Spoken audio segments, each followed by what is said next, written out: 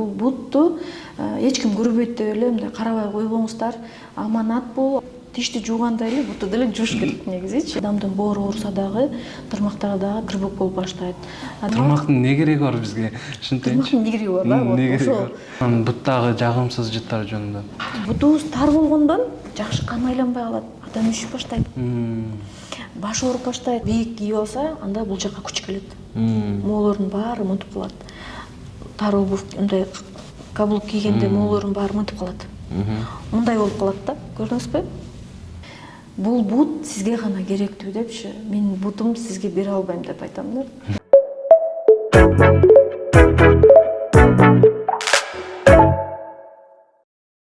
Ассаламу алейкум, урматтуу достор. Турарбеков Маек YouTube каналыбызда Уста Долбоор уланууда бүгүн экинчи чыгарылышты кылып жатабыз, Кудай буйруса. Бүгүн бизде өзгөчө конок, баардыгыбызды көп муктаждыгыбызды аткарып жүргөн, ошол бизге кызмат кылып жүргөн, каалаган жерибизге алып барып, каалаган жерибизге алып келип жүргөн буттарыбыз жөнүндө сүйлөшөбүз. Ошол бизде 9 жылдан бери көптөгөн миңдеген адамдарга жардам берип келе жаткан подолог эжекебиз Гүлназ Сыдыкова эже конокко келди. Ассаламу алейкум эже, кандайсыз? Ден соолук иштериңиз жакшыбы? Рахмат. Эже азыр биздин достор менен саламдашып, өзүңүз тууралуу бир аз маалымат берип өтсөңүз. Ассаламу алейкум, туугандар. Мен Гүлназ Сыдыкова. 9 жылдан бери практик подологмун.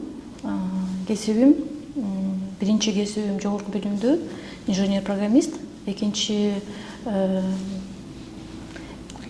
кесибим фармацевт, медициналык колледжди бүтүрдүм быйыл. Эң сонун. Мен негизи кичинекей кезимден эле медицина болгон кызыгуум бар болчу. Мектепти бүткөндөн кийин жогорку окуу жайына тапшырганга, ал кезде технология аябай өсүп, компьютер ар бир ишканада компьютер бар, ошону үйрөнүп алсаң, жумушсуз калбайсың деп ата-энем аябай үгүт берген. Анан ошондон жогорку окуу жайды бүтүп, мектепте, гимназия мектепте окугам. Гимназия мектепте 2 жыл информатикадан сабак берип эмгектенгем. Эң сонун. Анан ушул айтып өтпөдүңүзбү? Мисалы, биринчи билимиңиз башка экен, ата-энеңиз үгүттөгөн кесип башка экен. Анан ушул подологияга келип калышыңызга эмне себеп болду? Мен негизи жашоо шартым өзгөргөнүнө байланыштуу сулуулук салонуна кирип администратор болуп эмгектенгем. Ошол кезде ошол жердеги мастерлерге, наил мастерлерге буттар ооруган, ириңдеп, аксап, тырмактары грибок болуп, аябай жалп менен көп келишчү да. Мен администратор болуп, мен көрчүм да ар бир ишти. Ошол кезде мен медицина болгон кызыгуум дагы өсүп, анан подология, адамдарга дагы жардам бергим келип, подологияны тандап алгам. Эң сонун. Анан ушул азыр бут жөнүндө сүйлөшүүлөргө өтөрсөк акырындык менен. Биз бутубуз оорубаса, эч нерсе болбосо, ойго деле албайбыз, көңүлгө деле албайбыз. Анан качан эле бир нерсе болгондо, ооруп баштаганда анан бутубузга көңүл буруп баштайбыз да. Анан ушул бут жөнүндө бир маалымат берип өтсөңүз, кененирээк кылыпчы. Биз билбеген фактылар балким.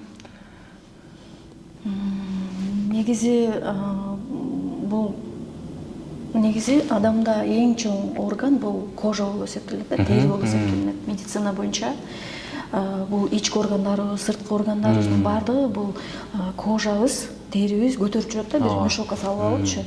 Ошондой эле биздин денебизди бутубуз өмүр бою көтөрүп жүрөт.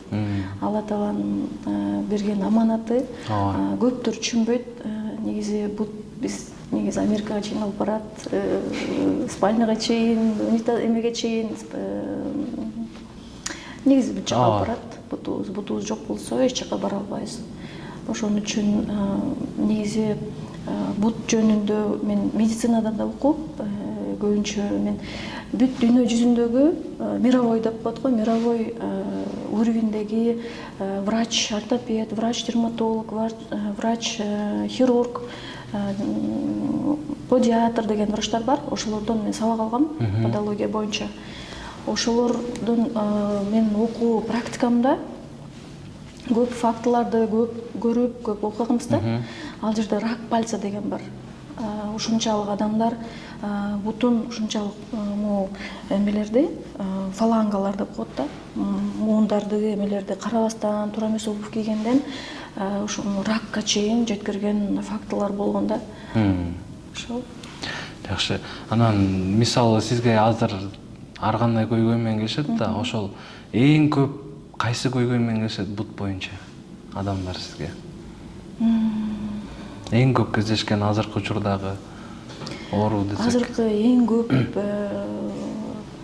статистика боюнча азыр биринчи төрөлгөн баладан баштап пенсионер кишилерге чейин, энелерибизге, аталарыбызга чейин көйгөйлөр болуп атат. Бул тырмактар туура эмес өсүп, ириңдеп, ошентип келип атышат да. Орусча айтканда вросший ноготь деп коет. Ошолор менен азыр көбүнчө иштешип атабыз. Анан ошол ириңдеп кеткен буттарды үй шартында кароо канчалык туура? Негизи үй шартында ар кандай инструменттер менен колдонушу мүмкүн. Мисалы, инструменттер негизи үй шартында жакшы стерилизациядан өтпөйт да. Биздин центрде, клиникада инструменттерди 5 этап менен биз стерилизациядан өткөрөбүз. Атайын лаборатория бар. Ошондон өткөндөн кийин, анан кийин биз ошол жараларды, ириңдерди обработка кылабыз да. Ошон үчүн мен сунушум үйдө такыр эле эме жасабай эле коюш керек да, өз алдынча лечение менен заниматься этпей эле коюш керек, орусча айткандачы. Анткени ошол эле өз алдынча ар кандай манипуляция жасагандыктан ошол рак пальца, мисалы язва деген ооруларга жеткирип атышат да көп пациенттерибизчи.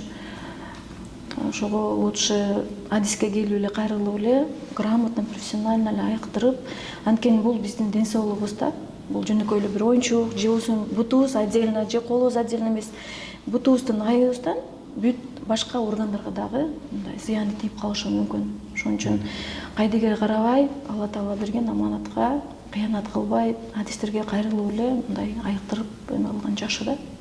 Эң сонун. Достор, бүгүн экинчи дарыгерибиз айтып атат, самолечение кылбагыла, ден соолук оюнчук эмес деп. Андыктан сиздерге да бир сабак болот го деген ойдобуз. Анан буттун патологиясы улуу муундарда көп кездешеби же жаш балалардабы?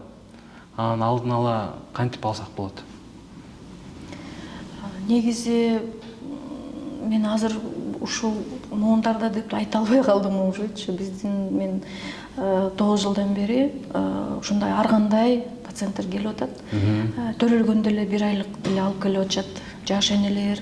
Анткени жаш эле төрөлгөндөн кийин эле бизде баягы кыргыздарда жылуу кармап, жылуу ачыш керек деп эле 2-3 носкини бир кийгизип эле жаңы эле төрөлгөн баланын тырмактарда жумшак болот, муундарда жумшак болот, аны кыйшайтып, мындай деформация кылып, тырмактарын мындай воспаление кылып алып келип атышат да, жара кылыпчы.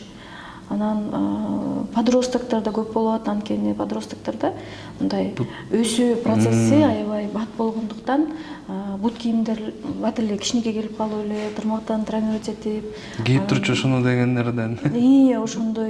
Ошондой фактылар, ошондой эмелер көп. Статистика боюнча подростоктор аябай көп келип атат азыркы мезгилде. Анан подросток көбүнчө азыркы Кытайдын жанагы бут кийимдер чыгып атпайбы, кооз кроссовкилерди, кедаларды, туура эмес обувдарды кийип атышат, кооз болгонуна карап элечи. Ошондон көп эмелер, проблемалар көп келип атышат. Ошо алдын алуу жолдоруна бир аз айтып. Алдын алуу жолу негизи тырмактарды түз алыш керек, бурчтарын тийбеш керек. Анан эртең менен кечинде бутту жууш керек. Тишти жуугандай эле бутту деле жууш керек негизичи. Эртең менен кечинде жууп, носкини болсо ХБ кийиш керек, хлопчат деген носкилерди кийип, анан бут кийимди дагы кенен кийиш керек.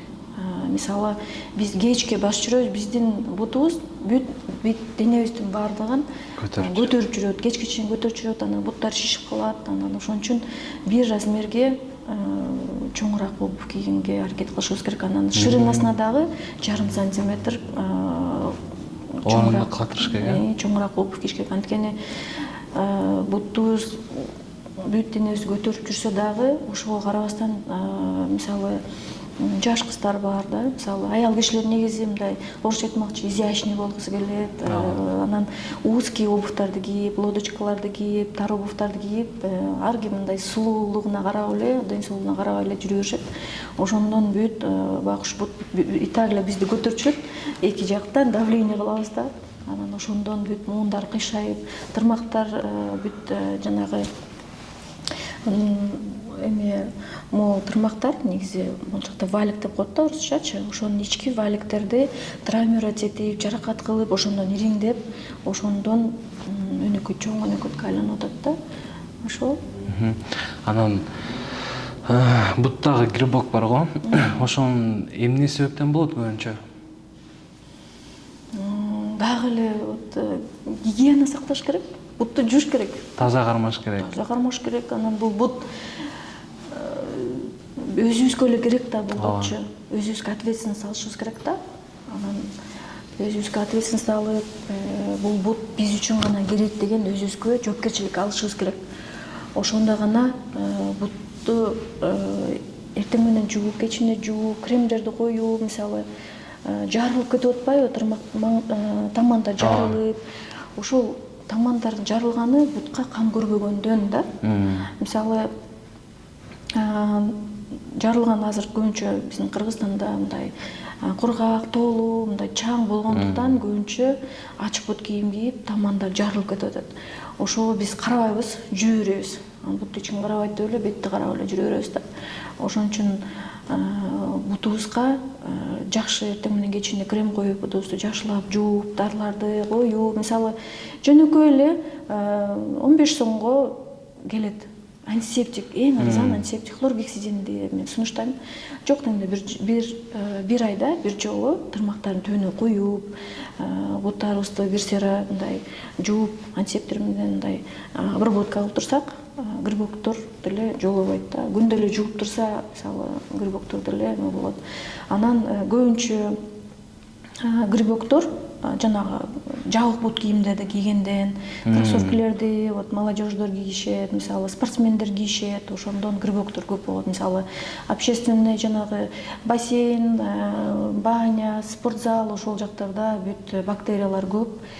Ошол жакка дагы мисалы сменный обувь, сменный носки, ошолорду барганда башка носки кийип келет, мындай чыккандан кийин башка носки кийип, анан бут кийимди үйгө барганда стелкилерин чыгарып шамалдатып, бут кийимди дагы мындай шамалдатып, проветривать этип турушубуз керек да күндөчү. Анткени күндүн ысык азыр ушунчалык ысык болуп атат. Ошол ысыкта биз еще закрытый обувь кийип, бутубузду шамалдатпай атабыз да, дем ала албай болуп атат. Ошондон тердеп, анан грибоктор негизи влаганы жакшы көрөт, ысыкты жакшы көрөт, жылуулукту жакшы көрөт. Анан мындай орустар айтмакчы, где темно, где тепло, грибоктор сүйөт депчи. Ошон үчүн буттарды ачык жайында ачык бут кийимдерди кийип, дышащий кроссовкалер бар, мисалы ачык сандалиялер бар, ошолорду кийип, бутка кам көрүшүбүз керек.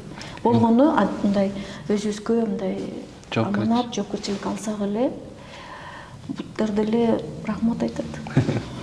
Азыр сиз буттагы грибоктун келип чыгышын айтпадыңызбы? Эми мисалы бирөө азыр көрүүчүлөрдөн балким бирөөсү грибок кылалы бутун. Эмне кылыш керек? Грибоктун башталышы болсо, мисалычы, башталып, саргайып баштаган болсо, ошол эртең менен кечинде жанагы кир самун бар го, хозяйственное мыло, ошо менен эртең менен кечинде жууш керек. Анан бут кийимди дагы перекисводород менен обработка кылыш керек. Носки кийем десе, хэбушный носки кийиш керек, хлопчатый кийиш керек. Анан бир жумада бир жолу хлоргексидин деген бар, аптекада 15 сом турат. Ошону алып тырмактардын түбүнө куюш керек. Анан витаминдер бар. Тырмактарга да витаминдер керек. Витамин Е дегендер. Ошону бир күндө 2 жолу, 3 жолу тырмактарга куюп азыктандырыш керек да. Анан адамдын тырмактары мисалы сырткы экзогенный деп коет, анан эндогенный деп коет. Мисалы эндогенный болгондо, мисалы адамдын боору ооруса дагы тырмактары дагы грибок болуп баштайт. Адамда мисалы диабетический стопа деп коет, мисалы сахар диабетин болсо дагы адамда кан айлануу начарлап, тырмактар дагы саргайып баштайт. Ошондон дагы грибок болушу ыктымал. Буттан дагы карап эле көп ооруларды айтылат экен да. Ооба, биз ошон үчүн подология илими бул жаңы наука да, жаңы илим. Биздин Кыргызстанга келгенге бир 15 жыл болуп калды. Ошого биз изилдеп атабыз. Бир подология үчүн бир эле бут эмес, буттун кандай мисалы причиналары да, кайсыл жактан келип атат. Мисалы эндогенный деген бул ички органдар ооруткан болсо, эндогенный факторлор болот, причиналар болот. Мисалы псориаз болот, мисалы адам стресс болгондо псориаз болот, лишай болот, экземалар болот. Ошондон дагы тырмактар жаракат алат да. Ошондон дагы тырмактар саргаят. Негизи грибоктун түрлөрү бар. 500гө жакын түрү бар грибоктун. Орусча айтмакчы, грибковое заболевание, не грибковое заболеваниялар бар. Ошондо бул саргайып калса эле бул грибок деп, мисалы аптекадан экзодирил деген эме бар. Популярный бир противогрибковое средство бар, ошондо эле куя беришет. Ал бирок тырмактардын дагы өзүнүн структураларын бузуп, дагы саргайтып, кургатып салат да. Ошон үчүн эгерде грамотно, профессионально айыктырам десе, эгерде адам өзүнүн ден соолугуна жоопкерчилик алса, анда адистерге кайрылып эле, келип эле анализ тапшырып, эгерде тырмакта грибок жок болсо, анда противогрибковое средствону колдонуштун кереги жок да. Анан биз ошого жараша назначение кылабыз. Эгерде биз коркунучтуу грибоктордун түрлөрү болсо, анда биз врач-дерматологдор менен чогуу иштешип, чогуу айыктырганга эме кылабыз да. Анан бул жерде адам кандай тамактанса, ошого жараша да болот. Мисалы грибок болсо, таттууларды жегенге болбойт. Мисалы молочный эмелерди жегенге дагы азайтыш керек да. Ошолордун дагы таасири тиет. Анткени биздин жегенибиздин баардыгы кожа аркылуу, тырмак аркылуу, чач аркылуу мындай көрсөтөт. Мындайча айтканда, тырмагыңыздын өзүнүн мындай көрүнүшү, состояниясы бул сиздин өзүңүздүн тамактанып атканыңыздын көрүнүшү да, сырткы көрүнүшү, отражается деп коет орусчачы. Ошол. Айланып келип эле туура тамактанууга. Туура тамактануу, ооба, туура тамактаныш керек. Анткени азыр ГМОлорду көп жеп атабыз. Мисалы ичегилерде канча жылдык паразиттер бар. Боордо канча эмелер бар. Мисалы кыргыздар биз этти жакшы көрөбүз, күчтүү тамактарды жейбиз, органдардын баардыгын болсун, биз аппетитке карап эле жей беребиз да. Ошонун баардыгы бүт органдарга зыяны тиет. Кожанын ооругандарына, тери ооруларына, тырмактын ооруларына бүт таасирин тийгизет да. Ошон үчүн тырмакты сырттан эле дарылай бербестен биз ичибизден дагы бир жумада бир жолу мындай орозо кармап, профилактика жок дегенде суу менен ичип да, бир күн тамак ичпей, суу ичип деле, мисалы витаминдер жетпесе да тырмактар сына берет. Тырмактын негизи эмесин айтайынбы? Кызматын айтайынбы? Эмне үчүн тырмак? Тырмактын не кереги бар бизге? Ушинтейинчи. Тырмактын не кереги бар да? Ошол тырмак кышыйып калса деле жүрө беребиз, мисалы кандай жарым болсо деле жүрө беребиз да. Эмне үчүн ошону мен могу эмеден көрсөтүп берейин, муляждан да. Могу негизи биздин эме эйти жок, булчуңу жок, мындайча айтканда сөбөктөрүбүз болуп эсептелет да. Могул орусча айтканда фаланга деп коет моголордочу, муундар да, кыргызча айтканда муундар. Ошол могул жерде тырмак болот. Мисалычы, тырмак жок болсо, муун мынтип көтөрүлүп кетет. Көрдүңүзбү? Бул мындай деформация пальцев болуп калат да. Көрдүңүзбү? Ошон үчүн могу тырмак жаап турат бул. Сөбөктү сактап турат тырмакчы. Тишибизде эле мисалы жаагты сактап турат го. Мисалы мындай чоңунубуз, чоңотуларыбыздын тиштери жок болгондо мындай жаактар чоң мындай деформация болуп калат, кыйшыйыпчы. Ошондой эле тырмактар дагы могул муундарды сактайт. Муундар болбосо муунтуп көтөрүлүп кетет. Көрдүңүзбү? Тырмактын ролу чоң. Ошон үчүн тырмактарды сакташыбыз керек, муундарды сакташыбыз керек. Анан узкий мындай эме туфлилерди кийебиз го.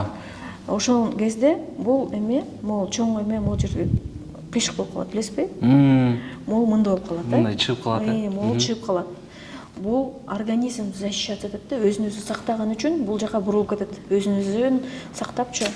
Эгерде сактабаса, бул муундар талкаланып калышы мүмкүн да. Ушунчалык организм өзүн өзү сактайт.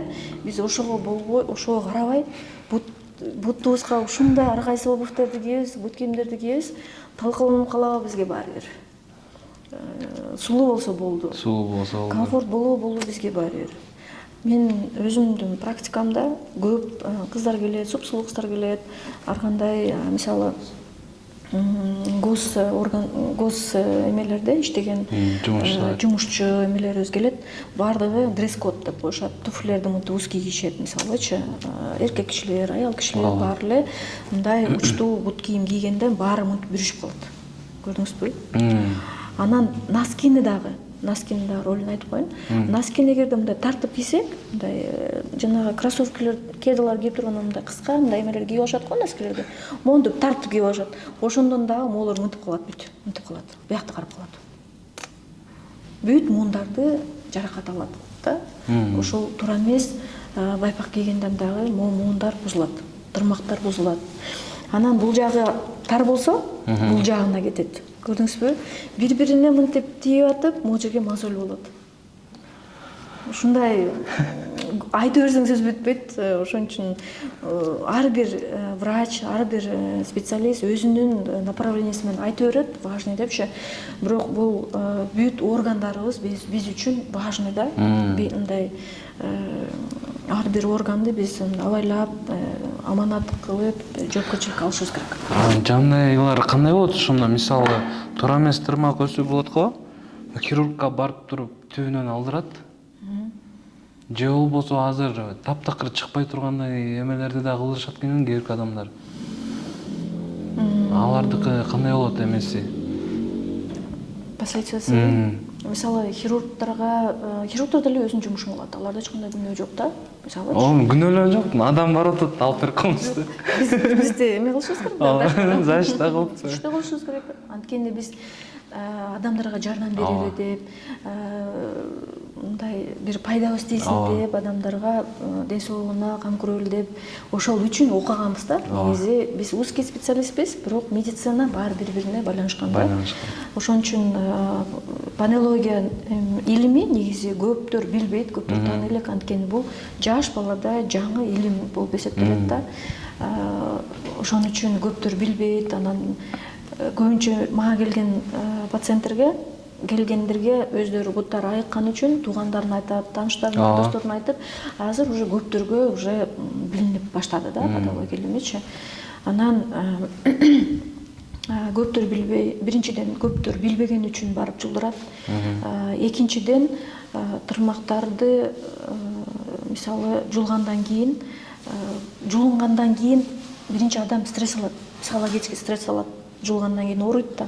Айыкканга чейин дагы өзүнө мындай ыңгайсыздык алып келип, өзүн жаман сезип, көп травма алат психологический. Экинчиден тырмактын могу жерде тамыры болот. Түбүндөчү. Ошол жулган сайын ошол жердеги клеткалар мындай айтканда жаракат алат. Стресс алат. Улам жулган сайын тырмактагы түбүндө гипонихия деп коет да, орусчачы, медициналык сөз гипонихия, ложа деп коет, тырмак жаткан тело. Ошол жер дагы жакшы тырмакты кармабай калат. Түбү бошоп калат кээде. Анан тырмак жулгандан кийин монтип эле сразу чыгып калбайт. 3 ай. 3 айдын ичинде өсөт. Ал катуу болуп чыкпайт. Акырын слой болуп акырын анткени биз тамак жеген канчалык тамакты туура тамактанып витаминдерди ичсек көбүрөөк батыраак чыгат. Анткени биздеги ичибиздеги шлак, жаман эмелердин баардыгы тырмак аркылуу, чач аркылуу, тери аркылуу чыгып турат, улам вырабатывать этип турат да, сырткачы жаман нерселер ороговение болуп чыгып турат. Ошондой эле эгерде тырмакта мисалы витамин жетпей адам ден соолугу иммунитет слаб болсо тырмактагы жай чыгат. Мисалы балдардын тырмактары батыл чыгат, алардын иммунитети күчтүү, ошон үчүн тырмактары батыл өсөт да. Картаңдардын тырмактарын жууп койсо алар жай чыгат. Ошол жай чыкканга чейин обувь кийби? Анан дагы травма болот да, кысылат, жанчылат, тырмак деформация болуп, кыйшып, көңдөй болуп, ар кандай ооруларга алып келет. Ошон үчүн хирургга жеткирбей эле биз аракет кылабыз, келгиле, оңдоп берели. Хирургия негизи акыркы стадия да. Негизичи жуулуп салганга эле болбой калган дегенде гана барат. Ага чейин лечение кылып, болгон тырмакты сактап калыш керек. Болгон органды сактап калышыбыз керек да. Негизичи такыр эле уже карабай койгондо анан уже хирургияга жиберебиз. Биздин колубуздан келбей калганда хирургияга жиберебиз.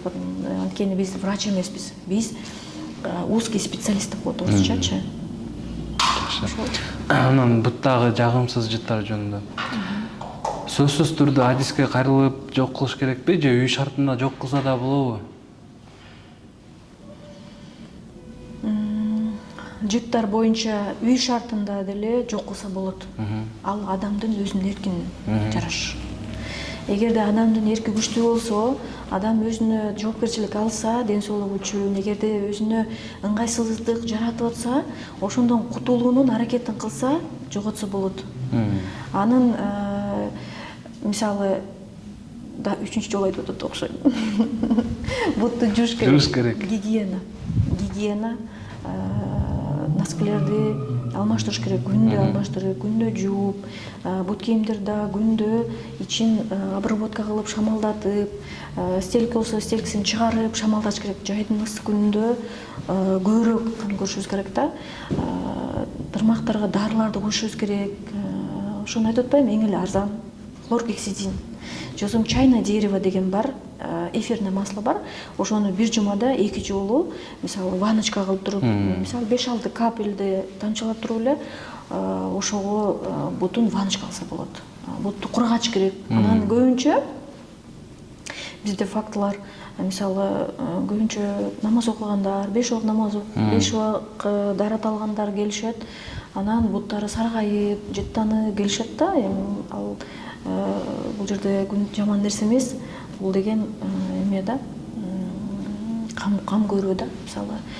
Анан бутуңуз кырбок болуп баштаптыр десеңиз, жок, мен 5 маал намаз окуйм, 5 жолу дарат алам, таза жүрөм деп айтышат. Ал жерде тырмактын түбүнө суулар калып калат. Улам дарат алган сайынчы, ошол сууларды кургач керек. Кургатып, ошондон жыттанып чыгат. Анткени тырмактын түбүнө аба кирбейт. Суу кирет, чаң кирет, ошол жерде бактериялар развиваться этип туруп, анан жыттар, жаман жыттар чыгып баштайт. Жаман жыттар еще грибок айланат. Ошон грибок ошондон пайда болот да. Ошон үчүн бутту жууган сайын кургатып, же болбосо хлоргексидинден куюп, антисептиктерден куюп турушубуз керек да. Жакшы. Эми бут кийимдерге өтсөк, биринчи эле ошол туура тандоо бут кийим боюнча. Кантип тандашыбыз керек? Бут кийимди 4 сантиметр жогору болуш керек. Таманы 4 сантиметр. Өтө жабыс шлепанцылар болбойт. Шлепанцылар болгондо баняга, бассейнге, көлгө болушу мүмкүн. Сланцылар жана резиновый тапочкаларчы. Резиновый тапочкалардын негизи сөйкө дагы зыяны бар. Кийбей эле коюш керек да негизичи. Көбүнчө мындай кожаный, натуральный кожа, же болбосо тряпочный, сеточный, жайкы эмеде ошондой дышащийлерди кийишибиз керек. Кышын болсо кожа, натуральный кожаны алганга аракет кылышыбыз керек. Үстүбүзгө арзан алсак дагы бутубузга жакшы, кымбат качественный обувду кийгенге аракет кылышыбыз керек. Анткени бутубузду тар, дагы бир фактын айтайын, бутубуз тар болгондон жакшы кан айланбай калат. Адам үшүп баштайт. Баш ооруп баштайт. Жакшы кан айланбай калат. Тар обув кийгенденчи. Ошон үчүн кенен обув кийиш керек. Кенен бут кийимдерди кийип, дагы бир обув бар, босоногая обувь деген бар. Орусча босоногая обувь деген бар. Бул могул эменин стопанын эмесине жараша, мындай широкий обувь. Анын классический жагы дагы бар. Босоногая обувь деп интернеттен карасаңыздар болот да. Мисалы азыр популярдуу болуп атпайбы кроксы, ошол эле. Мисалы дарыгерлер да өздөрү кийишет. Анан бирок сиз азыр айтып атасыз да, эмеге зыян депчи. Ошол кандай болуп калат ошондо? Кроксы деген негизи туура обувь деп эсептелинбейт ал.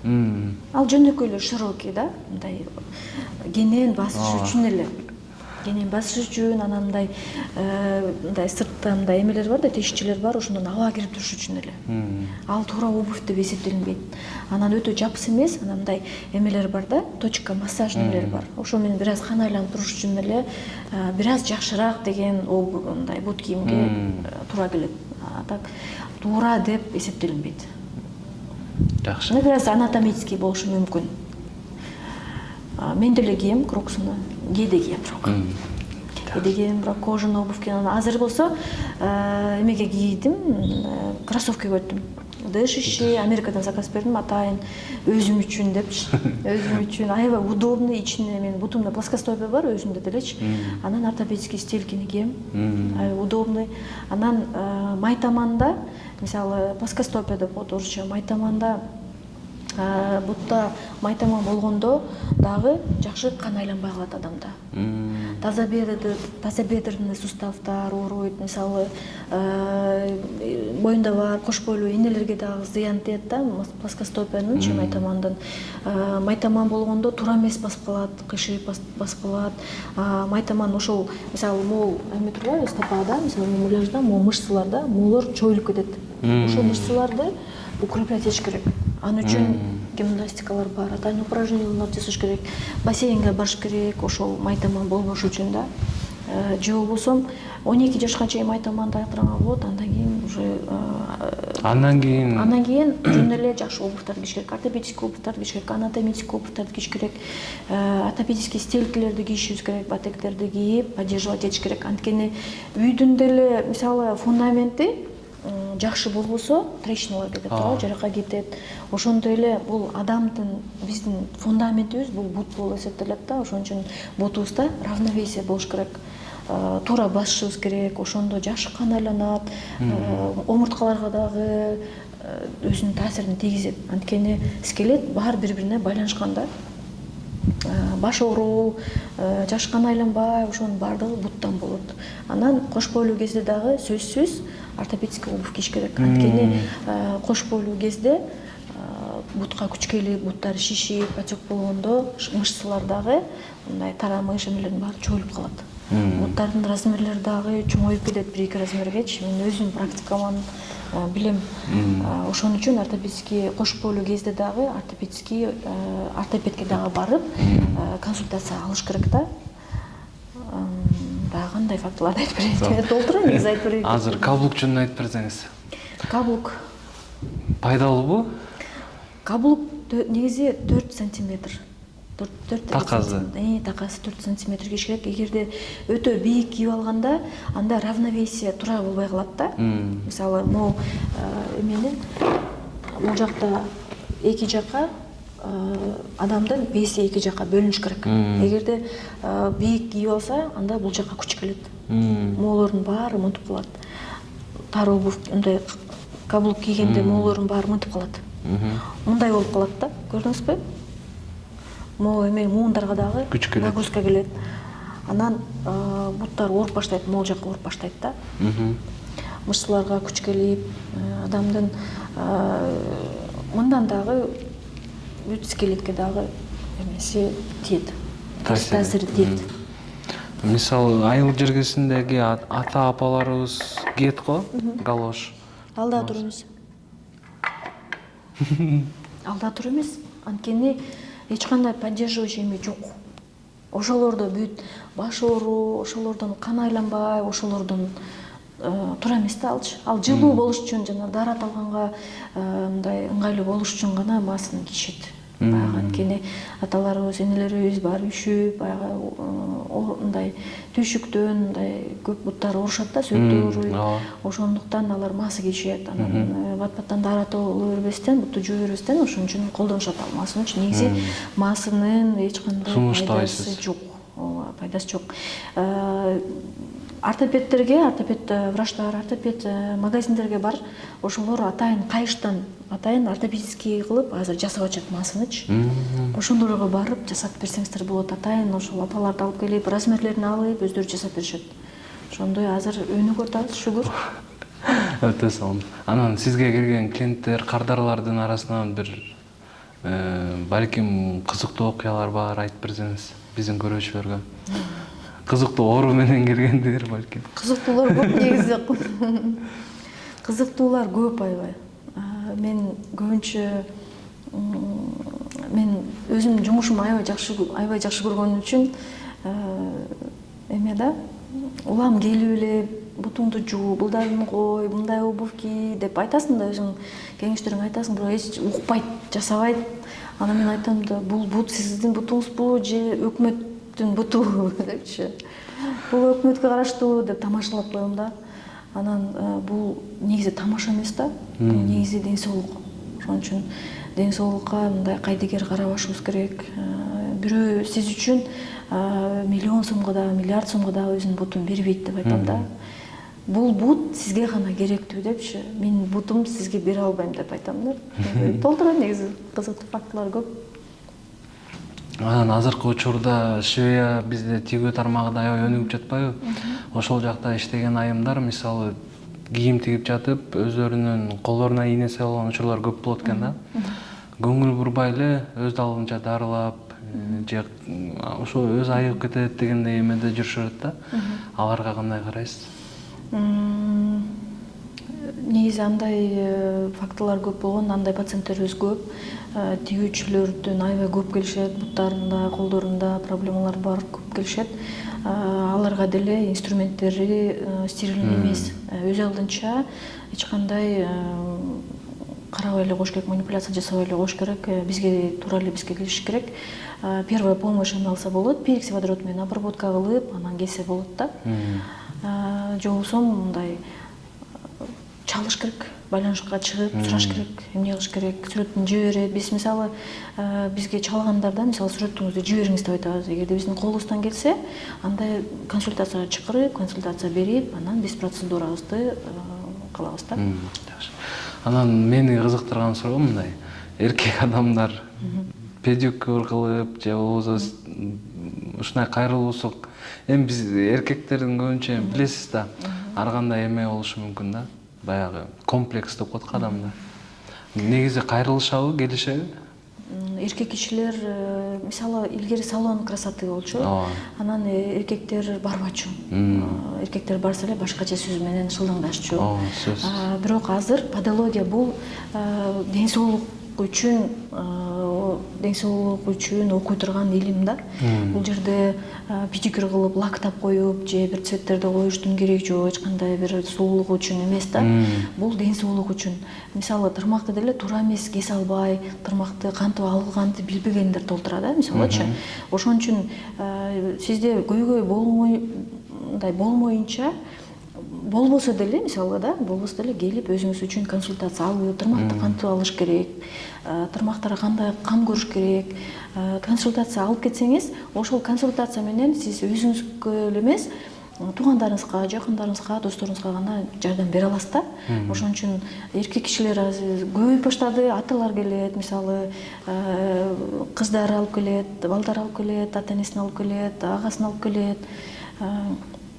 Ошол тырмактарын жөн эле ошол грибоктордон, мисалы тырмактарды түз алып берип, мындай тазалап дегендей да, мындай ошондой кам көрүп, жана консультация беребиз. Жөн эле тырмактарыңызды тазалатып эле, тамандарыңызда жанагы жарылып кеткендерди тазалагандан дагы сиз педикюр кылгандан кийин, мисалы бул тамандагы биздин ички органдардын, сырткы органдардын эмелер, точкалар бар да. Ошого педикюрдан кийин массаж алынат. Точечный массаж болот да. Точечный массаж болгондо бул организмдин кан айланышы жакшыртат. Анан мындайча айтканда, жанагы тырмактар ичине киргенден, грибок болгондон алдын алуу жолу да болчу педикюрга барыш керек негизи. Эркектер негизи барыш керек. Мисалы мен деле балам азыр туура эмес алып аласың деп өзүм туура алып, өзүм карап, дарылап берем. Шүгүр эч кандай грибок дагы жок, тырмак ириңдеп дагы андай болбойт. Ошон үчүн эч кандай уятуу жок, бул ден соолук үчүн барасыздар эркектер. Анда эч кандай уятуу жок. Азыр көбөйүп калды, уже түшүнүп башташты да. Педикюрга бир эле сулуулук үчүн эмес, бул ден соолук үчүн депчи. Мен дагы айтып коеюн, убакыттан пайдаланып, мен ушул сферада, подология сферасында 9 жылдан бери практика дейсизмен. Жыл сайын мен өзүмдүн окуумду жогорулап турам. Окуган жерлерим, мисалы Испаниядан келип, доктор Мануэль деген врач-педиатрдан сабак алгам. Украинадан келген хирург Александр Цыканенкоден сабак алгам. Алматыдан күчтүү подолог адистеринен сабак алгам. Россиядан келген врач, ортопед Роман Бадиодон сабак алгам. Россиядан келген күчтүү адис подологдон дагы базовый эмелерди подология жөнүндө түшүнүк алып, азыр Бишкектен күчтүү дерматолог врачтардан дагы сабак алып, анан өзүмдүн 9 жылдык билими менен башка окуучуларды окутуп, команда түзүп, мен азыр команда менен адамдарга жардам берип атабыз. Эң сонун. Анан сизге мисалы ошол курстар барбы сизде? Мисалы адамдар келип, окуп, үйрөнүп, ошол тууралуу кененирээк айтып өтсөңүз, канча окутасыз? Курстар бар. 1 жумадан 1 айга чейин, 1 жылга чейин курстар бар. Ар кандай темада курстар бар.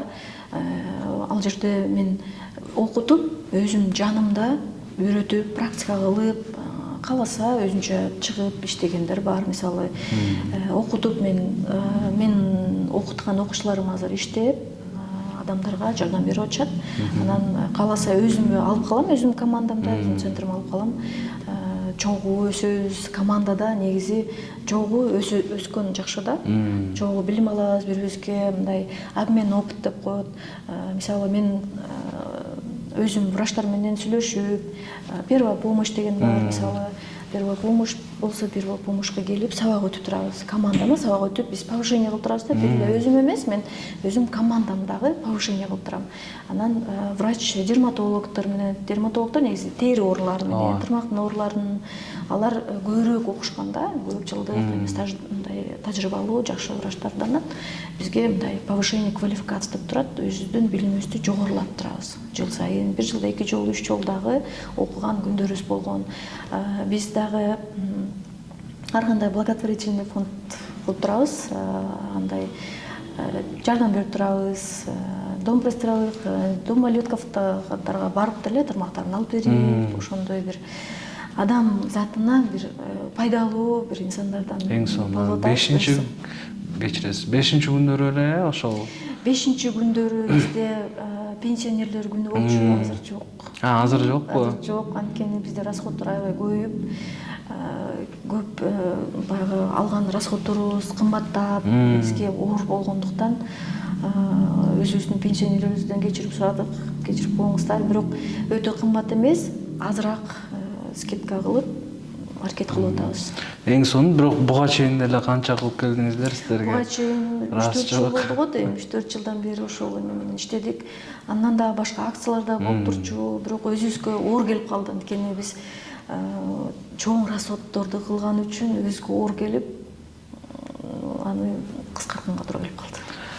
Жакшы, эми бирок буюрса бизде инвалид, мындай кыйналган адамдарга бизде кээде бекер деле кылып беребиз, колдон келгенче инвалидтерге болот. Эң сонун. Биздин досторубузга, көрүүчүлөрүбүзгө да бүгүн аябай сонун пайдалуу эфир болду деген ишеничтебиз. Кудай буюрса, бардыгыбыз бутубузду, негизи эле ден соолугубузду туура караганга үйрөнүп алсак, баарыбызга пайда болот. Гүлназ эже, рахмат, алтындай убактыңызды атайын биз үчүн, биздин көрүүчүлөр үчүн бөлүп келип, ошол бут жөнүндө аябай кызыктуу фактыларды, пайдалуу маалыматтар менен бөлүшкөнүңүзгө, азыр биздин көрүүчүлөргө кайрылуу жасап койсоңуз болот. Рахмат чоң. Мен негизи биринчи эфир, биринчи жолу интервью берип аябай толкунданып келгем.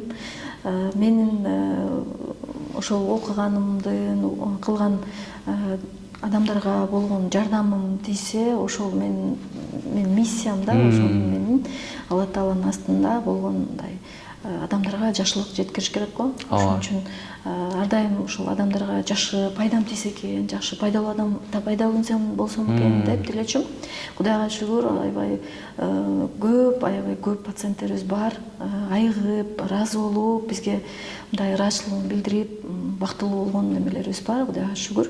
Анан мен өзүмдүн пациенттериме, өзүм көрүүчүлөргө мисалычы, баарыңыздарга менин сунушум, кеңешим, Бул бутту эч ким көрбөйт деп эле мындай карабай койбоңуздар. Аманат бул, Алла Таала бул бутту эч ким сизге бесплатно бербейт, акчага дагы бербейт. Ошон үчүн бутуңуздарга кам көрүп, бутуңуздарды эртең менен кечинде жууп, дарыларды коюп, кремдерден коюп, сүйүш керек. Мындайча айткандачы, бутубузду ошол бутубуз бар үчүн ыраазы болушубуз керек, сүйүнүшүбүз керек. Болгон өзүбүздө болгон ырыскыны биз баркташыбыз керек. Эгерде сиздерде көйгөй болуп, кыйналып атсаңыздар, бизге байланышып келсеңиздер болот. Колдон келгенче, эгерде кыйналып аткан болсоңуздар, бизде акысыз деле консультацияларды беребиз. Ошого ар дайым ишибиз ачык. Бутуңуздарды сүйгүлө караңыздар, оорубаңыздар. Рахмат. Көрүүчүлөргө да айта кетчү нерсе, эженин байланыш баракчаларын, социалдык баракчалардын баардыгын видеонун алдына жазып таштап коебуз. Кудай буйруса, эч качан оорубаңыздар, өзүңүздөргө сак болуңуздар. Эгерде кандайдыр бир көйгөй болсо, Гүлназ эжеге байланышка чыгып, айыктырып алыңыздар. Баарыңыздарга рахмат. Биз үчүн сиздердин бөлүшүп, лайк басып, комментарий жазып коюңуздар аябай чоң күч кубат берет. Андыктан аны да унутпаңыздар. Рахмат баарыңыздарга. Сизге да терең ыраазычылык. Рахмат, ишиңиздерге ийгилик.